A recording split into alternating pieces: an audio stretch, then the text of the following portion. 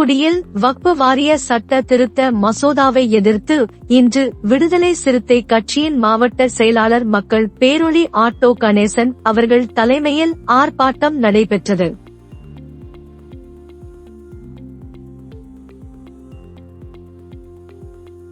மக்களவையிலும் கடுமையான எதிர்ப்பையும் மீறி நாடாளுமன்ற உறுப்பினர்கள் பேசிய போது அதையெல்லாம் பொருட்படுத்தாமல் ஒரு சமூகத்துக்குள்ளே இந்துக்கள் அதிலே உறுப்பினராக இருக்க வேண்டும் என்கின்ற அந்த நுழைவை ஏற்படுத்தி இருக்கிறது.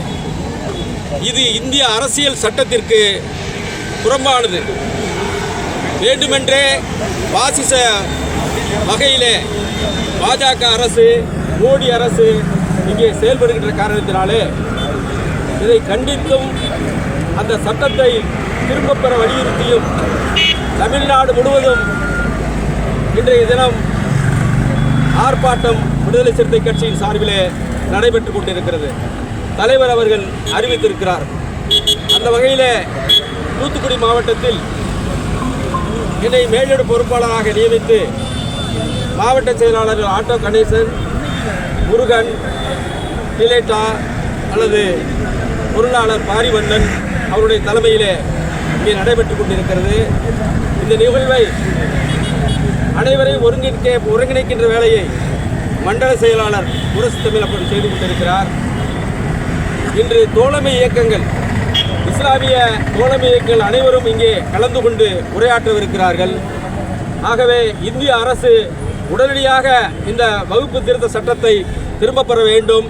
திரும்பப் பெறவில்லை என்று சொன்னால் இன்னும் அதை கடுமையாக போராட்டங்களை நடத்துவதற்கான முயற்சியை மேற்கொள்வோம். தலைவர் அவர்கள் அறிவித்தபடி இந்த சட்டத்தை எதிர்த்து உச்சநீதிமன்றத்திலே வழக்கு தொடர்பிருக்கிறோம். அதை தொடர்ந்து வெற்றியும் காண்போம் என்பதை தெரிவித்துக் கொள்கிறேன்.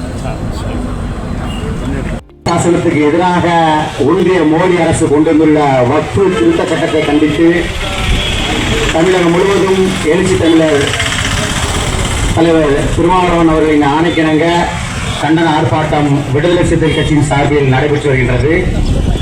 அதன்படி தூத்துக்குடி ஒருங்கிணைந்த மாவட்டம் சார்பில்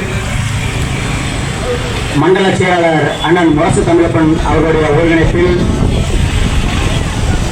தூத்துக்குடி மத்திய மாவட்ட செயலாளர் அண்ணன் ஆட்டோ கணேசன், வடக்கு மாவட்ட செயலாளர் அண்ணன் முருகன், தெற்கு மாவட்ட பொருளாளர் அண்ணன் பாரியலர் அவர்களுடைய தலைமையிலும் இங்கே மாபெரும் கண்டன ஆர்ப்பாட்டம் நடைபெற்று வருகின்றது.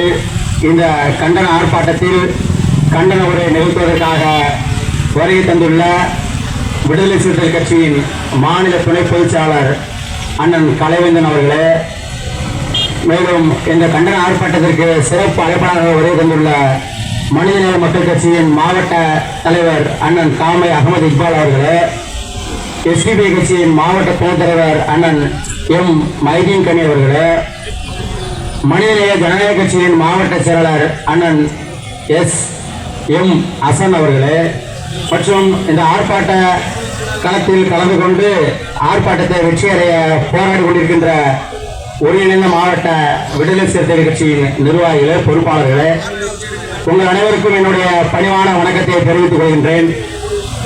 அன்பார்ந்த தோழர்களே, இந்த வக்ஃபு திருத்த சட்டத்தை கண்டித்து ஏன் நாம் கண்டன ஆர்ப்பாட்டத்தை நடத்தி கொண்டிருக்கின்றோம்?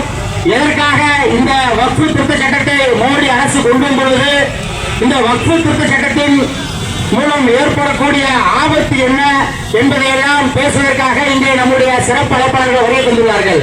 நான் ஒரே ஒரு செய்தியை மட்டும் கூறிக்கொள்ள விரும்புகிறேன். இன்றைய காலகட்டத்தில் இன்று தற்போது எதற்காக இந்த ஒன்றிய மோடி அரசு வக்ஃபு திருத்த சட்டத்தை கொண்டு வந்துள்ளது? எந்த இஸ்லாமிய சமுதாயத்தை சார்ந்தவர்கள் இந்தியா முழுவதும் நாடு அளவில் போராட்டம் நடத்தியுள்ளார்கள். இந்த வக்ஃபு திருத்த சட்டம் கொண்டு வர வேண்டும் என்று கூறி அவர்கள் இங்கே எங்களுக்கு வக்ஃபு திருத்த சட்டம் கொண்டு வர வேண்டும், எங்கள் சொத்துக்கள் பறிபோகிறது என்று கூறி அவர்கள் போராட்டம் நடத்தினார்களா? இல்லை, எங்கள் மோடி இஸ்லாமியர்களை நியமனம் செய்வது என்று கூறி போராட்டம் நடத்தினார்களா? கிடையாது. அவர்கள் எந்த தேவையும் இல்லாமல், எந்த அவசியமும் இல்லாமல் மோடி அரசாங்கம், ஒன்றிய அரசாங்கம் இன்று வக்ஃபு திருத்த சட்டத்தை கொண்டு வருவதற்கான நோக்கம் என்ன? இந்த நாட்டில் மிகப்பெரிய ஒரு சூழல் நிலவு கொண்டிருக்கின்றது. மொழி திணிப்பு என்ற ஒன்று நிலவி வருகின்றது. குறிப்பாக இந்திய திணிக்கக்கூடிய ஒரு சூழலில் மோடி அரசாங்கம் செயல்படுகிறது. ஆக நாடு முழுவதும் அந்தந்த மாநில தலைவர்கள் அந்தந்த மாநில மொழியை பேசக்கூடிய கட்சி தலைவர்கள் கூட நம் மாநிலத்தில் நம்முடைய தாய்மொழியை பாதுகாக்க வேண்டும், நாம் தாய்மொழியில் தான் பேச வேண்டும் என்ற ஒரு மிகப்பெரிய ஒரு பிரச்சாரம் தலையெடுத்த சூழலில் இந்த மோடி அரசாங்கம் திடீரென்று இரவு 2 மணிக்கு அவையை கூட்டி இந்த வக்ஃபு திருத்த சட்டத்தை கொண்டு வந்தது என்று சொன்னால் எவ்வளவு பெரிய வெட்கக்கேடு! யாருக்கு என்ன அவசியம் வந்துவிட போகிறது? இஸ்லாமிய சொந்தங்கள், இஸ்லாமிய மக்கள் இந்த வக்ஃபு திருத்த சட்டம் வேண்டும் என்று கூறி போராட்டம் நடத்தினார்களா? பிற்படுத்தப்பட்ட மக்கள் 70 ஆண்டுகாலமாக இந்த நாட்டில் இடஒதுக்கீடு கேட்டு போராட்டம் நடத்துகிறார்கள். இடஒதுக்கீடு பாதுகாப்பு சட்டம் கேட்டு போராட்டம் நடத்துகிறார்கள். மோடி அரசு கொண்டு வர வேண்டியதானே? அதற்கெல்லாம் செவி சேர்க்காத மோடி அரசு எந்த விதத்திலும் போராட்டம் நடத்தாத, எந்த விதத்திலும் வேண்டுகோள் வைக்காத இந்த வக்ஃபு திருத்த சட்டத்தை கொண்டு வந்து சொன்னால் இஸ்லாமியர்களை சிதைக்க வேண்டும், இஸ்லாமிய சொத்துக்களை கையகப்படுத்த வேண்டும், இஸ்லாமியர்களை பல பிரிவுகளை உருவாக்க வேண்டும் என்ற கெட்ட எண்ணத்தில் இந்த வக்ஃபு திருத்த சட்டத்தை இந்த மோடி அரசாங்கம், ஒன்றிய அரசாங்கம் கொண்டு வந்துள்ளது. தோழர்களே, இந்த வக்ஃபு திருத்த சட்டத்தில் மிக மோசமான ஒன்று இருப்பது என்று சொன்னால் 22 உறுப்பினர்கள் இருக்கின்றார்கள். ஒன்றிய வக்ஃபு திருத்த சட்டம், ஒன்றிய வக்ஃபு ஆணையத்தில் 22 உறுப்பினர்கள் இருக்கின்றார்கள். அதில் 12 பேர் இஸ்லாமியர்கள் அல்லாதவர்களை நியமனம் செய்யலாம் என்று இந்த வக்ஃபு திருத்த சட்டம் கூறுகிறது. எவ்வளவு பெரிய அபத்தானது, எவ்வளவு பெரிய கேவலமானது! ஒரு இஸ்லாமியருக்கான சொத்தை அவர்கள் இந்த நாட்டில் பராமரிப்பதற்காக இந்த நாட்டுடைய கல்வி, மதம் தொடர்பான அனைத்திற்கும் பயன்படுத்தக்கூடிய ஒரு சொத்து இஸ்லாமியர் அல்லாத 12 பேரை நியமனம் செய்யக்கூடிய ஒரு திருத்த சட்டத்தை மோடி அரசு கொண்டு வந்து சொன்னால் இது இஸ்லாமியருக்கு தேவையானதா அல்லது இஸ்லாமியரை பாதுகாக்கக்கூடியதா என்பதை நீங்கள் எண்ணி பார்க்க வேண்டும். இதே போல்தான் மாநிலத்திலும் 11 உறுப்பினர்களில் 7 உறுப்பினர்கள் இஸ்லாமியர் அல்லாதவர்களை நியமனம் செய்யலாம் என்று இந்த வக்ஃபு திருத்த சட்டம் கூறுகிறது. அது மட்டுமல்ல, மாவட்ட ஆட்சியருக்கு அதிகாரம் வழங்கியுள்ளது. இதுவரை வக்ஃபு ஆணையத்தின் ஆணையருக்கு இருக்கக்கூடிய அதிகாரத்தை மாவட்ட ஆட்சியருக்கு இந்த திருத்த சட்டம் வழங்குகிறது. ஆக வக்ஃபு என்றால் என்ன?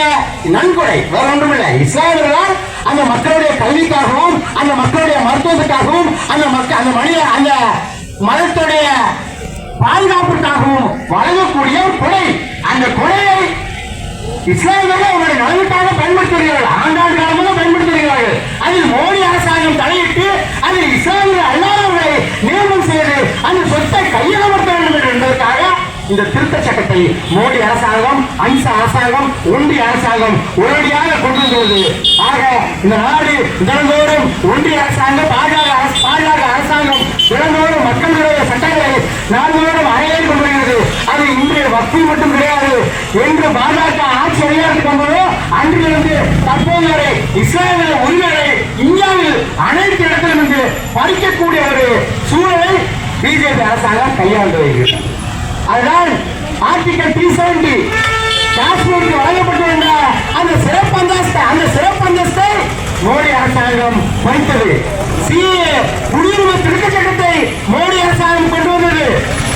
இப்படி நாம் சொல்லிக் கொண்டே போகலாம். மோடி ஆட்சி அமைத்ததிலிருந்து, பாஜக ஆட்சி அமைத்ததிலிருந்து இங்கு இஸ்லாமிற்கு எதிரான ஒரு மிகப்பெரிய மிக மோசமான ஒரு செயல் திட்டத்தை இந்த பாஜக அரசாங்கம், மோடி அரசாங்கம் நிறைவேற்றி அறையேறி கொண்டு வருகிறது தோழர்களே. ஆக இன்றைய இஸ்லாமிற்கு எதிராக கையில் எடுத்துக்கொண்ட இந்த ஆயுதத்தை இந்த மோடி அரசாங்கம் நாளை கிறிஸ்தவருக்கு எதிராகவும் கையில் எடுப்பார்கள். ஆக அவர்கள் நாட்டில்